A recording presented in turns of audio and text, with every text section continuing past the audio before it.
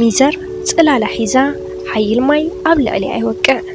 ኩሉ ሰብ ትማይ ክሳብ ዝውድእ በብካፊዑን ጸግዓጸጉዑን ተጽልል ተሎ ሚዘር ግና ናብ ብትርፊ ሰዓታት ተጽንዖም ቆልዑት ንምኻድ ሓይል ማይ እናተወቅዐት ታክሲ ትጽበ መኪና ዘዝሓዙ ወዳት ኣብ ጥቂኣ ክበጽሑ ተለዉ በሮም ከፊቶም ንኽትኣቱ ይሓትዋ ኣብ ቀረባ ምዃና ገሊጻ ብምምስጋን ንኽኸዱ ትነግሮም ሚካኤላ መኪንኡ ሒዙ እንዳኸደተሎ ንሚዘር ረኣያ ጽግዕ ኢሉ ምስ ረኣያ መልክዓ ካብ ዝተጸበዮ ንላዕሊ ኾይኑዎ ሚካኤላ ኣብ ሰከንድታት ውሽጢ ብማይ ካብ ዝበስበሰ ጫማኣ ክሳብ ጨጉራ ረኣያ ከንፈራ ብቁሪ ይንቀጥቅጥ ሚካኤላ እውን ብትሕትና በጃኺ ክፍን ወኪልዋ ያዕኒለይ ሰቤት ጽበ ዘለኹ በለቶ ሚካኤላ ግና ካብ ጥቓኣ ተይደሓረ ንሰከንድታት ጠጠው በለ ብድሕሪቱ ዘሎ መኪና ደጋጊሙ ክላክስ ክገብረሉ ተሎ ቦታ ንኽለቅቕ ቀሲሉ እናሸፈረ ንምንታይ እሞ ጽግዕ ኢልኪ ዘይትጸንሒ ክብል ሓተታ ሚዘር እውን ጸጥ በለት ሚካኤላ ብድሕሪቱ ዘሎ መኪና ክላክስ ምስ ኣብዝሐሉ ቅልጥፍ ኢሉ ቦታ ለቐቐሉ ሚዘር ሕዚ እውን ጠጠው ኢላያ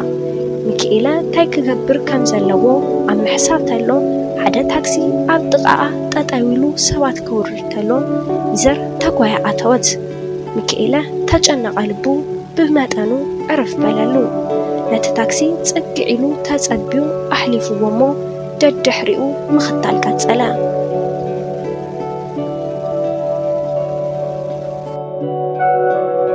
ሚካኤላ ሙሉእ ትኹረቱ ኣብታ ታክሲ ነበረ ኣብ መወዳእታ ካብታ ታክሲ ሚዘር ክትወርድ ተላ ሚካኤላ መኪንኡ ኣድሕረ ኣቢሉ ጠጠው ኣቢሉ ብፍጥነት ወሪዱ ተኸተላ ሚዘር ኣይረአቶን ሚካኤላ ብፍጥነት ተጓዒዙ ልክዕ ከምኣ ፍጥነት ወሲኹ ኣብ ኣበጽሐ ሚዘር ናይ እግሪ ድምፂ ሰሚዓ ዙር ክትብል ሚካኤላ ይቅርታ ሓደግ ዘበላ ሚዘር ብዙሕ ሰብ ሊፍት ክበኪ እናበላ ስለ ዝነበረ ሚካኤላ ሊፍት ክበኪሉ ጠይቕዋ ከም ዝነበረ ምንም ትዝክብላ ኣይከኣለን ምጉዓዛ ቋሪፃ ኣቤት በለቶ ሚካኤላ ኣብዚ ሰፈር ሓትነ የለትኒ ቁሩብ ስለ ዝተጸልዓ ክሓታ መጽኤ ገዝኣ ጠፊእኒ ኣጋጥያሚ ተፈሊጥክያ ለታይ ትበሃል በላ ሚዘር እውን ቁሩብ ክትሓስብ ሞኪራ ኣይፈልጣን ክትብል መለሰትሉ ከይድውለላ ስልከይ ባትሪ ዓጽዩ ተዘይሸጊረኪ ስልክኺ ተድውልንዶ ክብል ጠየቓ ሚዘር እውን በዚ ፋሽኑ ዝሓለፈ ኣባሃህላ ትጫወት ዲኻ ዘለኻ በለቶ ኣረይኮንኩም በላ ብጥንቃቐ ሓቁ ተኾይኑ ትመንደር ናይ ድኻ መንደር ብምዃኑ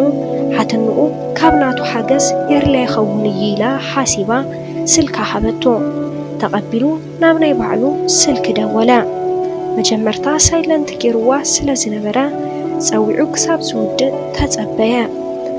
ኣይ ስልካ ኣይተልዕልን በቃስከ ካሊእ ሰብ ክሓትት ኢሉ ኣመስኪኑ ስልካ መለሰላ እሺ በል ብምባል ሚዘር ከደት ሚካኤላ ምኻዳ ምስ ኣረጋገጸ ልቡ ብተሓጓስ ተመሊኡ ናብ መኪንኡ ተመለሰ መኪንኡ ኣልዒሉ እውን ከደ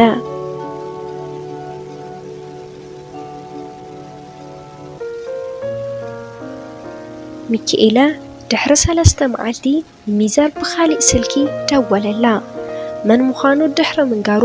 ንጽባሒት እኮ ናይ ሓትነይ ገዛ ረኺበዮ ክብል ነገራ ከምቲ ዝጠርጠረቶ ስልካ ንምቕባል ዝፈጠሮ ሜላ ምዃኑ ተረዲእዋ እሺ በዚ ኣጋጣሚ ሚካኤላ ይበሃል በላ ኣብ ስራሐይ ዘለኹ ኢላ ስልካ ዓፀወቶ ሚካኤላ ኣቦኡን ዓመታት ዝሰርሐሉ ኣብ መወዳእታ እውን ዝኸሳሰረሉ ንግዲ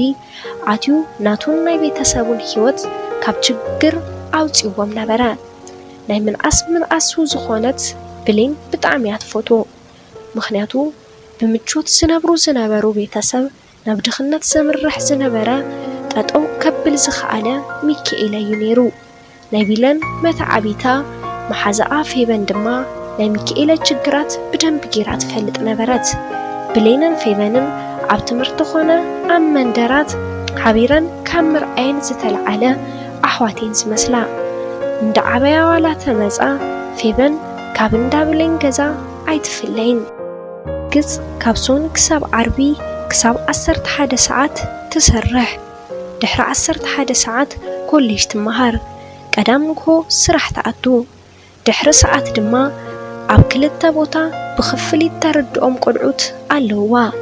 ዘለዋ ትርፊ ግዜ ሰንበት እያ ሰንበት ድማ ካብ ገዛ ክትወፅእ ኣይትደልን ምስ ቤተሰባ ተሕልፎ ሚዘር ኣብዛሓ ወዳት ይደልይዋ ንሳ ግና ዋላ ንሓደ ስምዒት የብላን ሚካኤለ ክቐርባ ይደሊ ሚዘር ግና ምንም ዓይነት መንገዲ ኣይሃበቶን ሕዝውን ስልክ ዘይተልዕለሉ ግዜ ይበዝሕ ሚካኤለ መዓልቲ መዓልቲ እናደወለላ ትኩረት ስለ ዘይትህቦ ይናደድ ነበረ ሓደ መዓልቲ ግና ክረኽበኪ ይደሊ ኢሉ ኣጥብቕ ኣቢሉ ሓተታ ንሳ ዘግድዳ ዘሎ ስለ ዝመሰላ ተቆጢዓ ኣይደልን ድሕሪ ሕዚ ተዘይትድውለለይ ደስ መበለኒ ክትብል ነገረቶ ሚካኤለ ዝገደደ ቢእስዎ ቀሪበያ ክብል ተሎ ክተርሕቆተላ ናይ ሙሉእ ግዝኡ ሓሳብ ኮይናቶ ሚካኤለ ህይወት ማለት ሚዘር ኮይና ክነብር እንተኾይኑ ናብራ ትርጉም ዝህልዎ ምስ ሚዘር ተኾይኑ ጥራሕ ምዃኑ ተሰምዖ ሚዘር ድሕር ከምዚ ምባላ ክድውለላ ተሎ ስልክ ኣይተልዕልን እንታይ ገይረያ ስለ ዝኾንኩየ ብምባል ንበይኑ ይጭነቕ ቀስ ብቐስ ናይ ስራሕ ሞራሉ ሰኣኖ እሞ ሓሳቡ ኣብ ሚዘር ጥራሕ ኾነ ኣብ ገዛ ክውዕል ከሎ ቴክስት ይገብረላ ሚዘር ግና መልእኽቱ ኣይትምልሰሉን ሕዝውን ምድዋሉ ቀጸለ ዳሕራይ እውን ሚዘር ሓደ ግዜ ስልክ ክትልዕል ሓደ ግዜ ድማ ክትገድፎ እንተላ ብምዕጋስ ጻዕሩ ቀጸለ ሓደ መዓልቲ ግና ንምንታይ ኢኻ ግዜኻ ስቒልካ ተባኽኖ በለቶ ንዓኺ ብምሕሳብ ዘሕልፎ ግዜ ከም ዘባኽንክዎ ኣይቆፅሮን ክብል መለሰላ ግና በጃኺ ሚዘር ሓደ ውዕለታ ወዓልለይ ክብል ለመና ታዩ ንሱ ክትብል ጠይቃቶ ሓደ ግዜ ጥራሕ ክራኽበኪ ብምባል ጠይቃ ሕዚ ካብ ዝብለካ ዘለኹ ተፈለየ ይብለካን ክትብል መለሰትሉ ምንም ዝተፈለየ ነገር ኣይትበልኒ ክራኽበክን ከዛረበክን ግና ይደሊ የበላ ክሙክሪ ተመቺኒ ሰንበት ንኮ ክንራኸቢና ክትብል መለሰትሉ ሚካኤለ እውን ብጣዕሚ ደስ በሎ ሚካኤለ ገና ኣብ ሩብዕ እንተሎ ክራኸቡ ተሎ ኣበይ ከም ዝራኸቡን እንታይ ከም ዘዋግዑን ክሓስብ ጀመረ ኣርባዕቲኦም መዓልትታት እንታይ ተዝገብር ይሕሸኒ ናበለ ብሓሳብ ኣሕለፎ ታብህርፋን ዝጽበያ ዝነበረ መዓልቲ በፂሓ ሰንበት ደወለላ ስልክ ኣይተልዕልን ደቂሳያ ትኾን ኢሉ ድሕሪ ሓደ ሰዓት ደጊሙ ደወለላ ኣልዒላቶ ትሕት ብዝበለ ድምፂ ምስ ወፃኹ ክድውለልካየ በለቶ እሞ ልክዕ 3 ሰዓት ደውላ ዝነበረትሉ ቦታ ነገረቶ ሚካኤለ ብፍጥነት ከደሞ ሚዘር ጻዕዳ ጥልፋ ጌራ ብጻዕዳ ነጸላኣ ክሪኣ ተሎ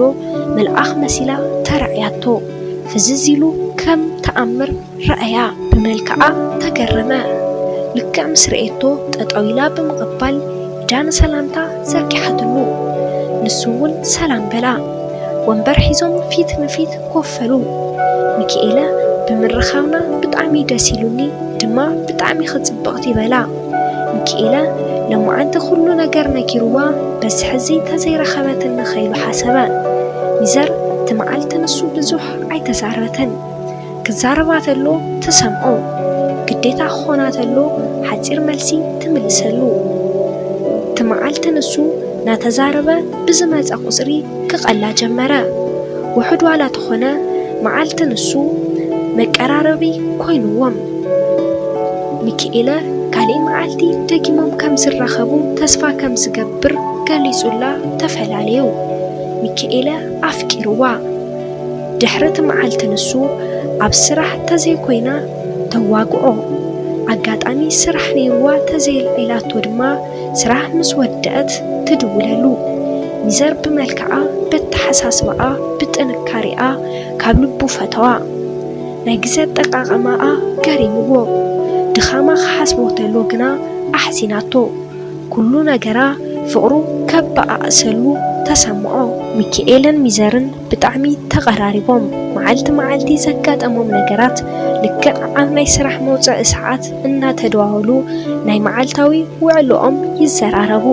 ሚዘር ንሚካኤለ ዘለዋ ስምዒት ካብ መዓልቲ ናብ መዓልቲ ቀስ ብቐስ እናወሰኸ ኸደ ተጻሚደ ተታሒዘ ማለት ይላ ክትሓስብ ጀመረት ብምቕጽል እውን ብሓደ ግዜ ጸባያ ተቀያየረ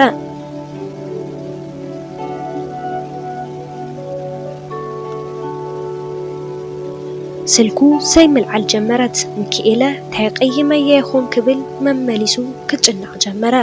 ሚዘር ከም በሓድሽ ክድውለላ ተሎ ኣይተልዕሎን መልእኽቲ ክልእኸላ ተሎ እውን ኣይትምልሰሉን ዝስምዒታ ግና ካብ ቁሩ መዓልቲ ንላዕሊ ኣይወሰኸን ስለነሱ ምሕሳብ ጀመረት ስግኣታ ኩሉ ረሲዓ ባዕላ ደዊላ ስልኪ ኣይሓስኩዋን ነይረ በለቶ ሚካኤለ ምኽንያታ ዋላ ተዘይተዋሓጠሉ እሺ ጸገም የለን በላ መሊሶም ተራኸቡ ክራኸቡ ተለው ክልቲኦም ከም ዝተነፋፈቑ ኣብ ዓይኖም የፍልጥ ነበረ ሚካኤለ በይዛኺ ኣይትጥፍእኒ ክብል ተማሕፀና ሚዘርን ሚካኤለን ፍቑራት ኮኑ መጀመርታ መዓልቲ ናብ ገዝኡ ኸደት ኣቡኡ ንምኽሮ ወደይ ብምባል ዝገዝአሉ መሬት ሚካኤለ ገዛ ሰሪሕሉ ነበረ ብሓደ ክትፃወቱን ከዋግዑን ጸኒሖም ምሸት ክሳብ ገዝኣ ብመኪንኡ ፈነዋ ድሕሪ መጀመርታ መዓልቲ በተለይ ሰንበት ድሕሪ ሰዓት ብሓደ ምሳሕ በሊኦም ናብ ናቱ ገዛ ምኻድ ልምዶም ኮነ ሓደ መዓልቲ ልክዕ ከምቲ ተለመደ ሰንበት ድሕሪ ሰዓት ሚዘር ደወለትሉ ክመጽየ ኣብኡ ኣብቲ ተለመደ ቦታ ተጸበይ ንበላ ኣብ በርየ ዘለኹ ክፈተኒ ምስ በለቶ ካይዱ በር ምስ ከፈተ ሚዘር ኣብ በሪ ጠጠው ኢላያ معقورتو سعم بلا نمعنتي مسحاب جزينا نبلع النابلت حقيفاتو ناوشتا أثوت بلي نمسح زخون حدا نجارات هزاخ متزيلو كخدتلو كيتدون قبلتو عيدوغون بموال واتي خدا ميكيلا لكع جزا مسوزا بلينن في بنن قفتن زبالة بري كفتا بلن ناوشتا جزا أتوا ميزر ኣብ ገዛ ውሽጢ ሽንኩርቲ እናልሓጸት ያኔራ ካሊእ ሰብ ይህሉ ይለን ተይሓሰባ ሚኪ ኣለኻዶ ዳበላ ናብ ገዛ ምስ ኣተዋ ንሚዘር ረኣያ ንሳውን ድንግጽ ኢላ ቅንዕ ክትብል ተላ ክልቲኤን ኣብ ጥቂኣ ጠጠው ኢለን ንሰንውን ብጣዕሚ ብምድንጋጽ ሰላም ዋላ ተይበላኣ ሚኪ ናበይ ከይዱ በለት ብሌን ናይ ፌበን ኣሰነባብ ዳግና ፉሉይ ነበረ ሚዘር ድንብርብር ብዝበለ ስምዒት ክመጽዩ ኮፊልክን ተጸበይኦ በለተን ከፊለን ዝዛረብኦ ጨነቐን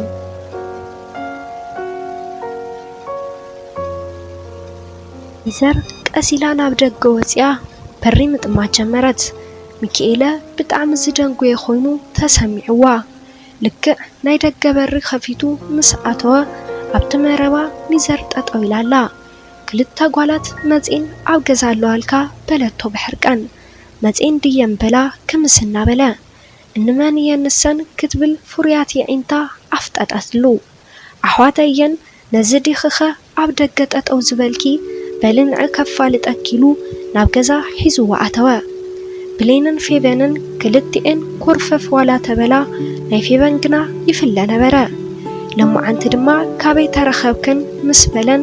ካሊእ መዓልቲ ኣይንመጽን ዲና ኢላቶ ብሌን ፌበን ግና ሕዝውን ኮርያያ ዓይነይ ብምንታይ ከም ዝነኻእኽዎ እንድዒ የቃጽለነሎ ኢላታ ንብሌን ብሌን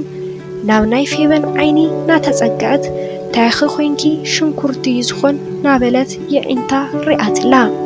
ንብዓታ ብምዕጉርታ ይፈስስ ሚካኤለ ንሚዘር ዓዊሉ ጸዊዑ ሚዙ ንዕባ ተፋልጥ እየን በላ ሚካኤለ ንፌበን ከስተውዕላተሎ ንብዓታ ይወርድ እሞ ተሓጸብ እዮንዶ ማይ ቀዲሕ ከምጽላ በላ ንብሌን ሒዛትላ መጽያ ፌበን ገጻ ተሓጺባ ሕዝውን ግና ንብዓታ ኣይቋረጸን ሚዘር እንዳተሰከፈት ናብ ሳሎን መጽያ ዓርካያ ሚዘር ትበሃል ተፋለጣ ኣበለን ብሌንውን ብሌን ይበሃል ናይ ሚኪ ሓፍቱ የበለት ፌበን ኢዳ ዘርጊሓ ፌበን ይበሃል በለታ ሚካኤለ ተቐብል ኣቢሉ ፌበን ማለት ናይ ብሌን መታዓቢቲ መሓዛእያ ያው ሓፍተና ኢልኪ ሕሰብያ ክብል ረዳኣ ቁሩ ኮፍ ፈላሞ ክንከዲለን ሚካኤለ ክፍንውን ኢሉ ወፀ حزخا كميخي مقصالو قديفو كبلا እወ በለት ፌበን ኣብ ዓይና ጥራሕ ዘይኮነ ኣብ ገጻ ኩራይ ንበብ ነበረ ኣብ ልዕሊኡ የዒንታ ንብዓት ተመሊአን እየን ፌበንን ብሌንን ናብ ታክሳኣቲን ፌበን ብመስኮት ናብ ደገና ረአየት ንብዓታ ይፈስስ ታኺ ኮይንኪ ሕዝውን የቃጽልክ ድዩ ዘሎ ወይስ ካብ ልብኺኺ ትበኺ ዘለኺ በለት ብሌን ፌበን ሓቢኣቶ ዝጸንሐት ንብዓታ ቀደማ ብሌን ብንጭንቀት ፌቡ ታኺ ኮይንኪ ኢላ ናብ ባዕላ ኣጸጊዓ ሓቆፈታ ብሌን ናይ መሓዝኣ ኩነታት ምርዳ ምስ ዓብያ ወሪደን ክሳብ ተሓታ ስቂላ ተጸናናዓ ሰፈረን በጺሐን ወሪደን ናብ ሓደ ካፌ ከይደን ከፈላ ታኺ ኮይንኪ ንገርን ንስከበለታሞ ሚካኤለ በለት ፌበን ሚካኤለ ታይላታ ብሌን ግራ ብምትእትታው በቃ ምንም ኣይትሕተትኒ በይነይ ክኾነ ዝደሊ ናብ ገዛ ክኸድ በለታ ፌበን መትዓቢትኺ ብሌን እኮየ ታኺ ሓቢእኽኒ ንገርኒ ክትብል ሓተተታ ንምክኤለ ብጣዕሚ ዘፍቅሮ በለታ ብሌን ብጣዕሚ ደንጊፃ ናይ መትዓቢታ ስምዒት ዘይምርዳኣ ብጣዕሚ ኣበሳጨዋ ልቢ ካብ ዝገብር ብጣዕሚ የፍቂረዮ በለታ ደጊማ ፌበን መሓዛኽ ኮየ ንምንታይ ዘይ ነገርክኒ ምስ በለታ ንዓኽውን ንሓውክውን ፈሪሐኩም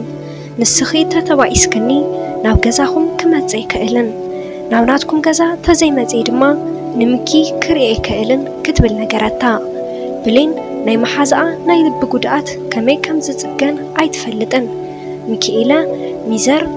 ናይ ምጽናዕ ስራሕ ንኽተቋርጽ ድኻም ንኽትቀንስ ኣብ ትምህርታ ትኹረት ንኽትገብር ነገራ ብፍጹም ኣይኾነን ኢላ ድሕሪ ምምይያጥ ተቐቢላቶ ንኽትመረቕ ሓደ ሴሚስተር ምስ ቀርያ ክልቲኦም ነፃነቶም ወሲኾም ጥንሲ ተፈጠረ ሚካኤለ ብጣዕሚ ተሓጎሰ ኣብ ሓፂር እዋን ክምርዓው ወሰኑ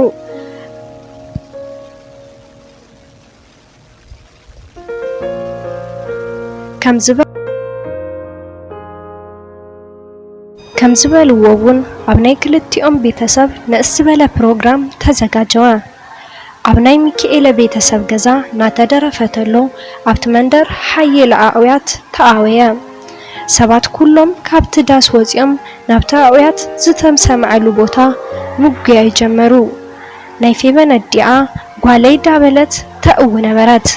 ሰለስተ ሰባት ኣፍራዝ ዝመልአት ፌበን ተሸኪሞም ናብ ኣምቡላንስ ኣእተውዋ ፌበን ዓርሳ ንምጥፋእ መርዚ ሰትያ ኣብቲ ሰዓት ንሱ ሚካኤለ ምስ ይዕርኽቱ ናብ እንዳ ሚዘር ገዛ ንምኻድ ኣብ ዝዘጋጀወሉ ሰዓት ይነበረ ቀረባ ጎረቤት ብምዃኖም ኩሉ ሰብ ሙሉእ ትኹረቱ ናብ ፌበን ኮነ ሚካኤለ ከም ሓፍቱ ስለ ዝሪኣ ናብ ሚዘር ገዛ ምኻዱ ኣደንጊዩ ምስ ብሌን ፌበን ናብ ዝደቀስትሉ ሆስፒታል ከደ ፌበን ብናይ ሚካኤለ ምኽንያት መርዚ ከም ዝሰተየት ብዘይካ ብሌን ካሊእ ማንም ኣይፈልጥን ዝነገር እዚ ግና ለማዓንቲ ንሚካኤለ ነጊራ ኣብ መርዓ መዓልቱ ኣብ ሓሳብ ክተእቶ ይደልየትን ንመሓዝኣ ሓዚናትላ ተጨኒቃትላ ብሌንን ሚካኤለን ፌበን ናብ ዝደቀሰትሉ ክፍሊ ምስ ኣተው ጨጉራ ተወናጪሩ ኣፋ ደሪቑ ክርእይዋ ተለዉ ደሓን ኣይትመስልን ኩሉ ነገር ትፈልጥ ብሌን መሓዝኣ ብኸምኡ ኩነታት ምስ ርኤታ ምኻል ኣቢዋ ሚካኤለን ብሌንን ካብ ሆስፒታል ወፂኦም ካዱ ሚካኤለ ናብ እንዳ ሚዘር ምስ ይዕርኽቱ ክኸድተሎ ደንጊ ነበረ ሚዘር ሕርቃና ካብ ምቁፅፃር ንላዕሊ ኮይኑዋ የዒንታ ብንብዓት በርበረ መሲለን ኣብቲ መንደር ተፈጠረ ብስልክ ዋላ ተነገራ ኣይተረድአቶን ካብኡ ኩነታት ተዓራርዮም እቲ ፕሮግራም ተጀመረ ፌበን ሕክምናኣ ወዲኣ ካብ ሆስፒታል ምስ ወፀት ኢትዮጵያ ንዘይ ምንባር ንባዕላ ቃልኣተ ወጥንያታ ግልጽ ዘይኮነሎም ቤተሰባ እሞ ኣበይ ደኣ ክትነብሪ በልዋ ኣብ ዝኾነ ይኹን ዓዲ ኣብዘ ተኾይነ ግና ብህይወት ኣይነብርን ክትብል ተዛረበቶም ኣብ ወፃኢ ዋላ ሓደ ዘመድ ዘይብሎም ናይ ፌበን ቤተሰብ ናይ ፌበን ውሳነ ንኦም ብጣዕሚ ከቢድ ነበረ ብብዙሕ ጻዕሪ ምዕባይ ሓፍታ ተጓያ ናብ ቱርኪ ትኸደሉ መንገዲ ኣመቻችወትላ ፌበን እውን ብቁልጡፍ ናብ ቱርኪ ኸደት ካብ 2 ዓመት ናይ ቱርኪ ህይወት ብኡ ጌራ ናብ ጀርመን ከደት ኣብኡ ብዝጀመረቶ ሓድሽ ህይወት ቆልዑት ወሊዳ ብጣዕሚ ደስ ዝብል ህይወት ኣብ ምምራሕ ትርከብ ሚካኤላ ስለ ፌበን ኩነታት ዘሰምዐ ናብ ቱርኪ ምስ ከደት እዩ ነይሩ እንኳዕ እውን ብህይወት ተረፈት ክብል ፈጣረ መስገነ ግና ኩነታት ከኣምን ኣይከኣለን ፌበን ናይ ሓፍቱ መሓዛ ካብ ምዃና ንላዕሊ ብኻሊእ ተዚላቶ ኣይትፈልጥን ነይራ ሓደሽቲ ኣብ ሓቀኛ ዛንታ ዝተመርኮሱ መሰጥ ዛንታታት ንምስማዕ ቻናለይ ሳብስክራይብ ገይሩ